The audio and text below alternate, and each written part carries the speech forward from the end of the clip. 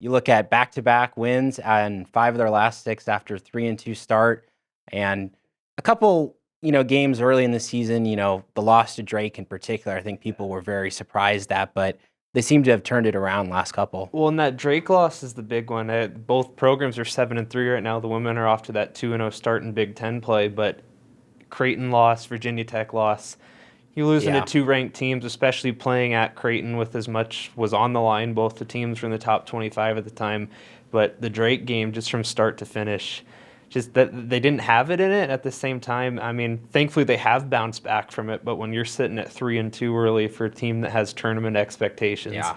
it made you kind of wonder where this team was at and how they were going to respond to that start. And obviously, last night with Wisconsin, I mean, you couldn't have scripted a much better start to finish domination of the game, I would say, especially with Jazz Yeah, oh, Shelley, yeah. 31 points on it. So Definitely, and I mean, you look at the depth that they have so far, and last year I think that was kind of one of the issues, and it seems to be a little bit better this year. Also, I mean, it's worth noting that Sam Hybe, you think she's going to be out for the year, and she's back in the fold too. So that's a big pickup for the team to have her out there. well, and last night, speaking of the injury bug, I mean, they were without Isabella Bourne, who Yeah, through the first 8 games was one of their biggest playmakers down low, especially with Jazz getting her the ball and going to work. You got the little Australian connection going there, but I mean, Sam at the start of the year, they were able to overcome it. Now the question is and obviously the status is he's up in the air.